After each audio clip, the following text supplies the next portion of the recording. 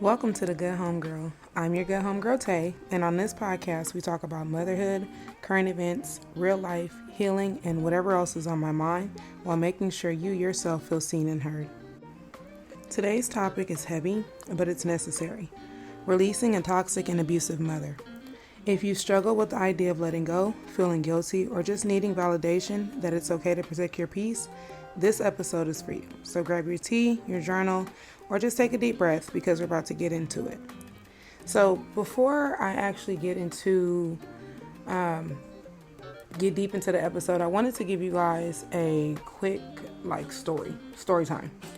So you guys know that I've talked about this for a while. It's the topic of a few of my episodes, right? And if you follow me on YouTube, a topic of a few of my videos as well.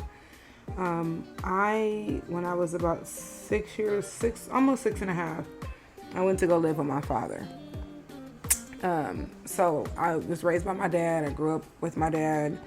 My dad had sole custody of me.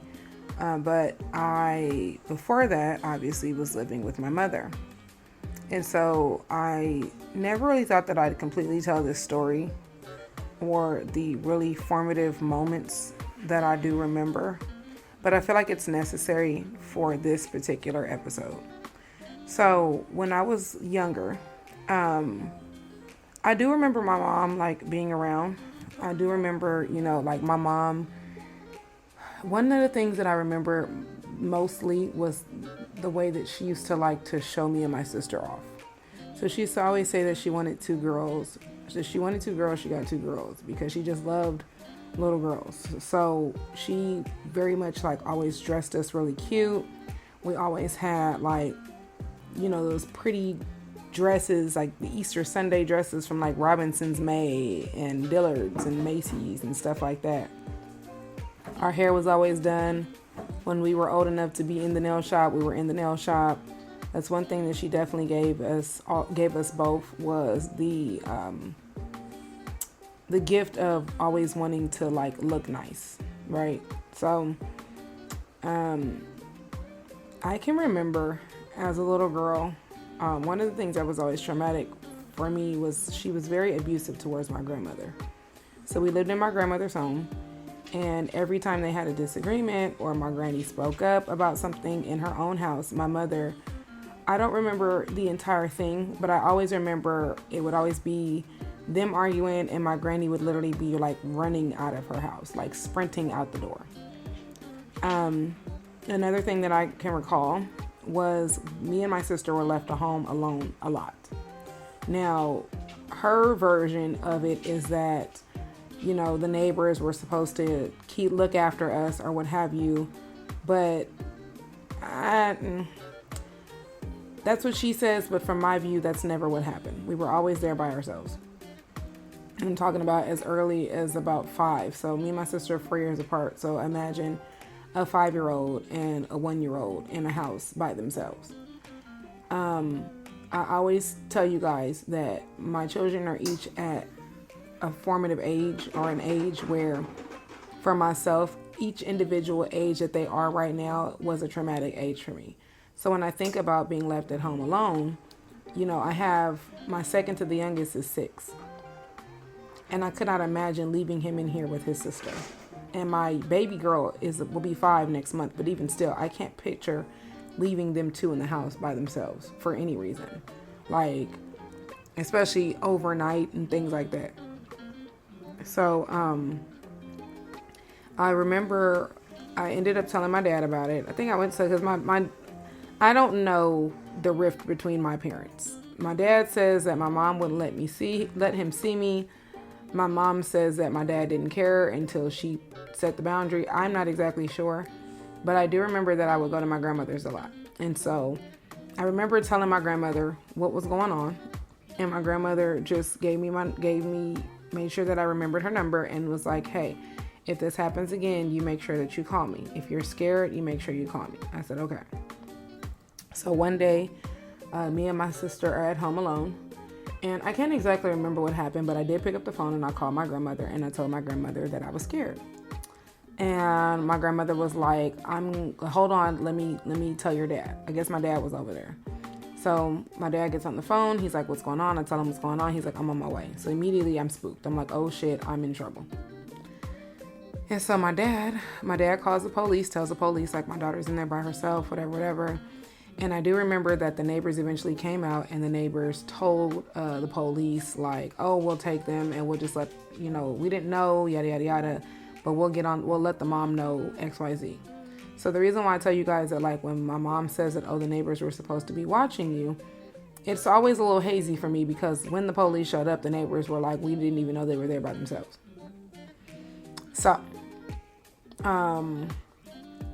after that was kind of like what catapulted my dad into, my mom and dad's custody battle, and my dad fighting for custody of me, what have you. And so, once my father got full custody of me, then I was only seeing my mom when my father saw fit, because my dad had sole custody. So there was no joint legal, no full physical, no nothing. There was just like, this is solely my father's, I was solely my father's child and responsibility until I was 18. My mother had lost all of her parental rights when it came to me, and my baby sister, or my little sister, went into foster care. During this time, from my view, right, because I'm not my mom, I don't live in my mother's body. According to her and her account of events, things were different. But for me, one of the things that I always noticed was she never made herself available to me. So I believe because I was being left at home alone, that the court had ordered monitored visits. There was a facility that we used to have to go to where my dad would have to like meet her there. And every single time my dad would pull up, she was not there. And when I say every single time, every single time. After all of this stuff cracked off, I think the first time I seen my mom after that, I was 9. And I remember I have two major memories, because I am still working through certain things, and when I've dumped a lot of traumatic events from my childhood, and so in my healing, they're starting to slowly come back up. One, I remember going shopping with her, and I begged for these white, black, and red Jordan 13s, and my granny was like, well, she wants them, so we'll buy them. I remember that. I don't remember the rest of that day, but I just remember those because those are my favorite as far as shoes go. Why are you looking at me like that? Y'all know I have a dog, so he just popped his head up in a very concerning manner. I thought he heard something, I didn't. But yeah, so I remember that, and then I remember I had a cheer competition, and she showed up to that for a few moments. So those are the two memories from that. I did not start going to see her for like long periods of time until I was maybe about 10 or 11. Now, during this time, I remember a few things. I do remember that we always went shopping, and I do remember that I spent a lot of time at my auntie's house. So from my preteen years all the way into my teenage years, I'm talking about until I was 17 years old and then decided to move back home to LA, I was always at my auntie's house. I can remember my family members telling her like, hey, she's out here. I can remember myself calling and asking to spend time with her. She never seemed to have time for me. She was always busy with something. Whether it was going to bingo, whether it was a party she had to go to, she was always busy. So for me, I realized that one of the grievances that I have with her that I am still actively working through is that when your children were removed from your home, you did not, from what I saw, you did not fight to get us back. Instead, you went and lived your best life. My little sister went into foster care when she was 4. She did not graduate out of foster care until she was 15. She went back into foster care when she was like 15 and a half, 16, and that's where she graduated from as a ward of the state. I remember, even when I came back home, we were not a priority. We were just there. There was a point in time where there was an apartment that we lived in, and she decided she didn't want to live in that apartment anymore, and she told myself, which was 19, and my sister, who was 15, that she was moving and that we would not be coming with her. And then I also remember when she did get another place, that my auntie asked her, are you gonna have the girls come back? And she was like, I don't want them living with me. So There's a bunch of other things, but I'm still dealing with something recently. So I'm trying to work through my emotions to get through this episode. And I know that story time is a little long, so I apologize. Recently, we had a disagreement in regards to my grandmother. And my mother is very verbally abusive and emotionally abusive. And she's actually very narcissistic. And so anytime that you disagree with her, she sees that as betrayal. And when she feels like she does not agree with you, or she doesn't agree with your argument, she will tell you that it is stupid. She will call you out of your name, and she will threaten physical harm. And that is where we are today. So with that anecdote, I am letting you all know that if this has been your situation or anything of the sort, you are not wrong. You are not crazy. You do not owe them anything. We have to come sometimes to the realization that the parents that God gave us biologically were literally just here to get us here. That was their purpose. And so for myself, I no longer refer to my mother as my mother. I refer to my mother either by her name or as my birth giver. Because thank you for not aborting me. However, you played a large role in a lot of the things that have happened in my life. And you guys know that I speak a lot on, the things that I had to unlearn due to her. So, when did this happen? This happened, I believe, on Friday. And so I just made an executive decision that I no longer wish to have her as a part of my life. As of now, and it's very like a pending. I know that you guys can hear that in my voice, but as of now, I have not taken my children from her. My children do love their grandmother, but I have told myself that if I see any signs of, abuse or anything that I saw from my childhood, if I see those things happening when it comes to my children, she will be removed from their lives as well. But as of right now, my issue personally is her. And she has been using my children's father to try to contact me. So she doesn't send messages per se, but she'll ask him things where she knows that he doesn't know, so he has to come and ask me, just so he could be like, oh, your mom asked, da da da da da da. And then when we had the disagreement the other day, she got verbally abusive and I blocked her. And so she immediately went to texting him, trashing me and cussing me out through him. So, that's a lot. I know. I apologize. I want to get into how we acknowledge this pain. So, first things first, let's acknowledge the hurt. Your mother is supposed to be a safe space, your first source of love and protection.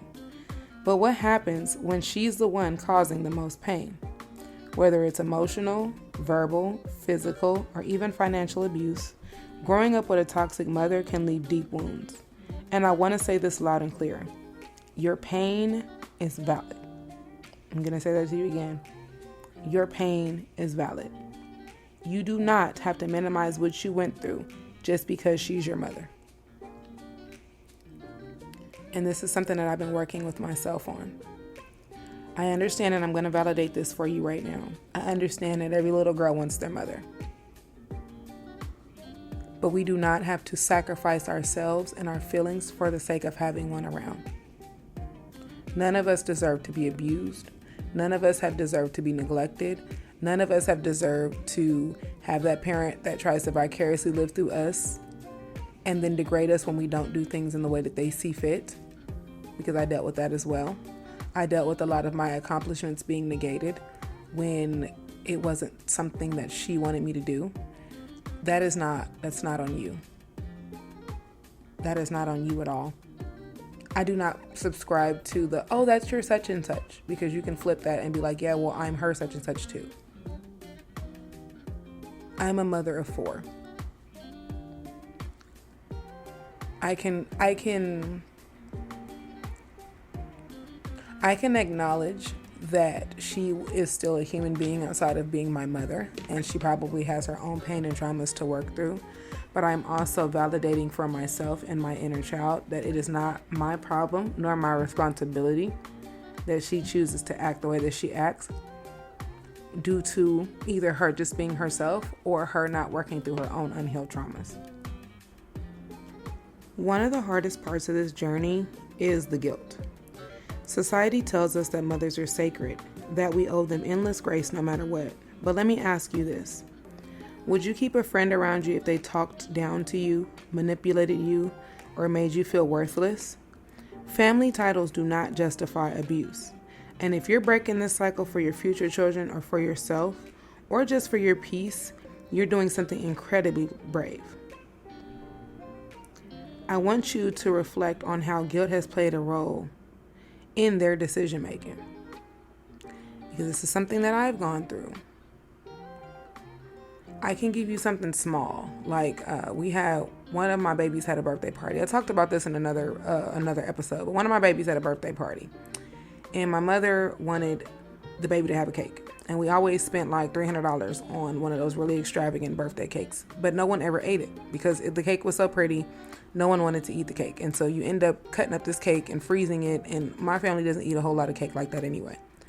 So we're planning the party, and she asked me, what are you going to do about cake? And I said, we're going to get cake and cake pops. I mean, not cake. I'm sorry. We're going to get cake pops and cookies and cupcakes. That's what it was. And she was like, you're not going to get a cake? And I said, no. And I explained to her, no, because, we spend this much money on a cake. It never gets eaten up. It's just a waste of money and resources. And she was like, okay. She was like, well, I think I want a cake. And I was just like, okay, well, we're not doing that. So we get closer to the baby's party. And she calls me, and she has this friend that had a friend that was like a millionaire, and that lady would just throw money around. So she was like, well, such and such said she wants a cake. So she said she's going to buy a cake for his party. And I'm just like, no, that's not what I want. And she was like, are you serious? And I said, yeah, I'm serious. I told you I did not want a cake for his birthday. And I literally had to tell her, listen, if you guys bring a cake to this baby's party, I will literally knock it over. And she was just like, oh, so my opinion doesn't matter. I just spend the money. And I was like, excuse you? You heard what I said.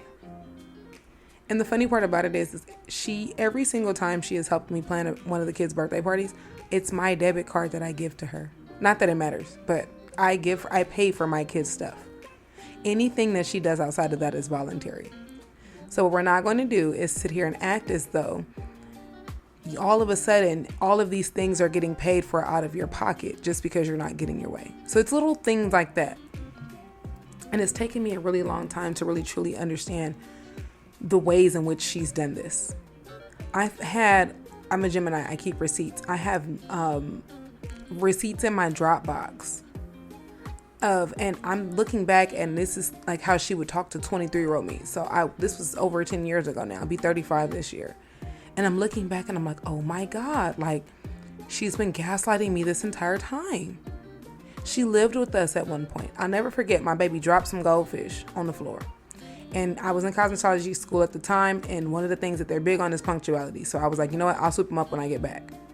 She sends me this long, crazy, berating text message about how I let my son eat off the floor and I treat her like a maid, and I left that stuff there just because I assumed that she was going to clean it up. And I was just like, no, actually, I was late.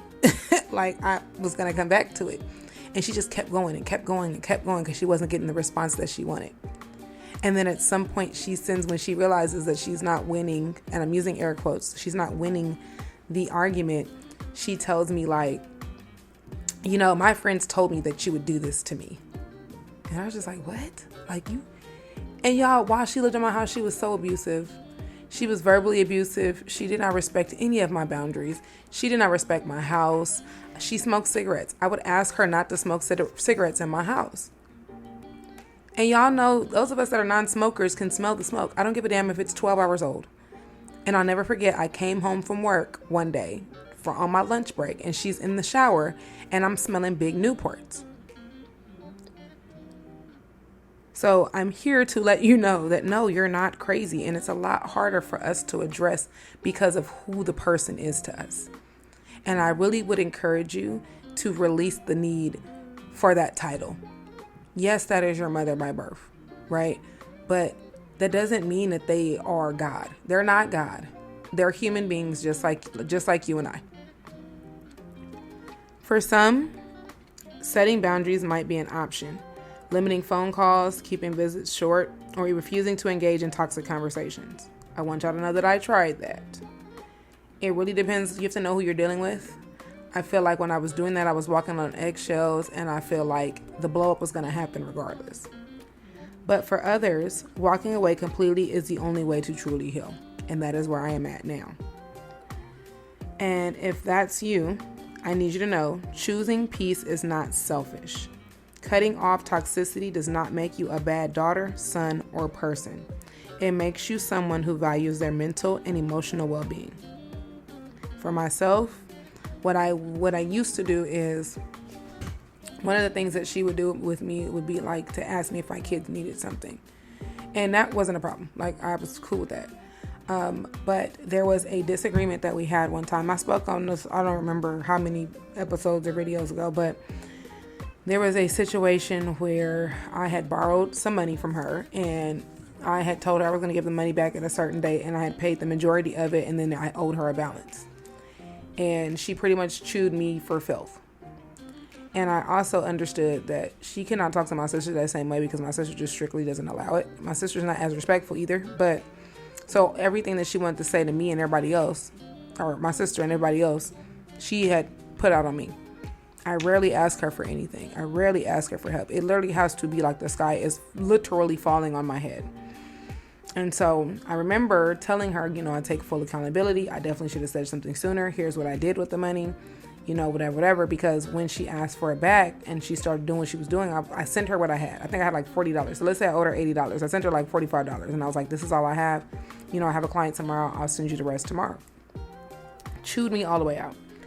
And so she ended up the next day telling me like, hey, I just called to let you know that, I don't want you with no money. And if this was for my grandkids, I'll whatever. But I had already made up in my mind, like, I just would never ask her for anything. And this is why I don't ask. Because even when I told her that, she didn't have to speak to me in such a manner, she tried to justify the disrespect instead of saying, you know what, my bad, I was angry. And so from that point, and this was back in August, from that point, I just told myself, like, I don't care what is going on. If ever she asks me if I need anything, the answer is going to always be no. And so that's what I do, is I would just tell her no. I started limiting phone calls. I wasn't answering every single phone call. I only reached out to her when it was important and it was something going on with the kids or my grandmother. And it's crazy because even like this recent blow up, like I told y'all, was about the grandmother. So it's totally up to you. Like I said, myself, my children are all at an age where they have working phones. So she doesn't need me to get in contact with them. I also told their father that, if you care to talk to her, that's your business. But if she becomes abusive to you, I definitely would recommend that you block her because it's only a matter of time.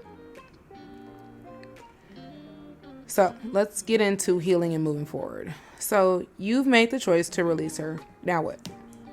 Healing is a process, and some days will be harder than others. Therapy, journaling, prayer, affirmations, whatever helps you process the grief, do that. And yes, it is grief. You're not just letting go of a toxic person.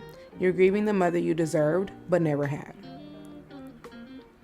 I want you guys, when you do begin to miss that person or that relationship, because we know those of us that have dealt with, any kind of traumas or toxic relationships, you do still mourn those relationships, right?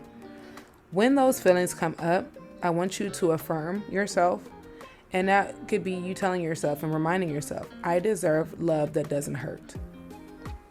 Because I've talked about it in so many other episodes and videos on my channel, that I was looking for her in everybody. I was looking for her acceptance in everybody. And that is what has caused me in my adult years the most grief. I've literally been dating my mother in forms of different people. Or I've literally had friendships with my mom in forms of other people. So remind yourself that you deserve a love that does not hurt. Also remind yourself that your healing matters, no matter what that looks like for you. I will say that if it's that important to you and you feel like you should tell your mother how she's hurting you, if you want to try that, I fully support that. I myself have been trying to do that since I was a little girl. And before my 35th birthday, my gift to myself is validating those feelings and understanding that her job was to bring me here. And for that, I am grateful. But I no longer wish to have a relationship with her because a relationship with her is an abusive one. And I don't deserve that. I don't want my kids to have it. I don't want my kids to think that it's okay.